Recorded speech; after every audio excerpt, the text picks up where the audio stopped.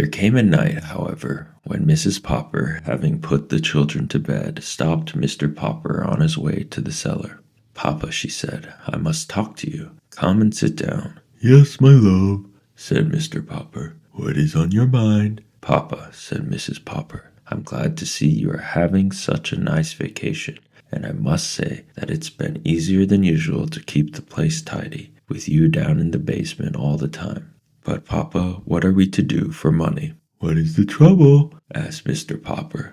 "Well, of course, the penguins have to eat, but have you any idea what the bills for all those live fish are?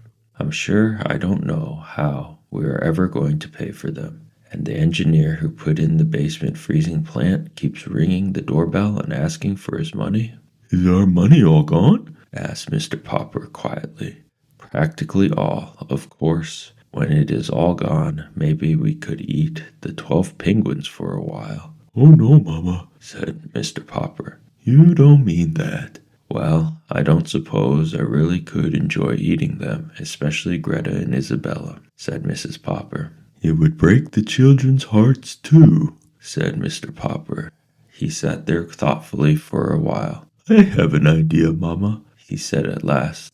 "Maybe we could sell them to somebody, and then we would have a little money to live on," said Mrs. Popper. "No," said Mr. Popper. "I have a better idea. We will keep the penguins, Mama. Have you heard of trained seals acting in theaters?" "Of course I have heard of trained seals," answered Mrs. Popper. "I even saw some once. They balanced balls on the ends of their noses." "Very well, then," said Mr. Popper. "If there can be trained dogs and trained seals, why can't there be trained penguins?" "I'm sure you're right, Papa." "Of course I'm right, and you can help me train the penguins." The next day they had the piano moved down into the basement at one end of the ice rink. Mrs. Popper had not played the piano since she had married Mr. Popper, but with a little practice she soon began to remember some of the pieces she had forgotten. "What these penguins like to do most," said Mr. Popper, "is to drill like an army, to watch Nelson and Columbus get in a fight with each other, and to climb up the steps and toboggan down. And so we will build our act around those tricks." "They don't need costumes anyway," said Mrs. Popper, looking at the droll little figures. "They already have a costume."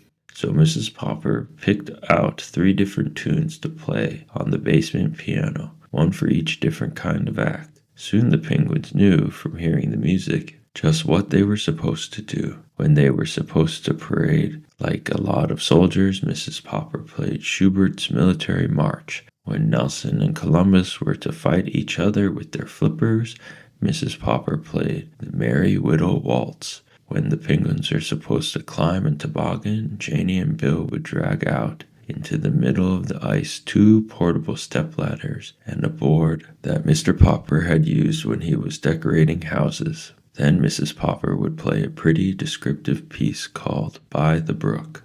It was cold in the cellar, of course, so that Mrs. Popper had to learn to play the piano with her gloves on. By the end of January, Mr. Popper was sure the penguins were ready to appear in any theater in the country.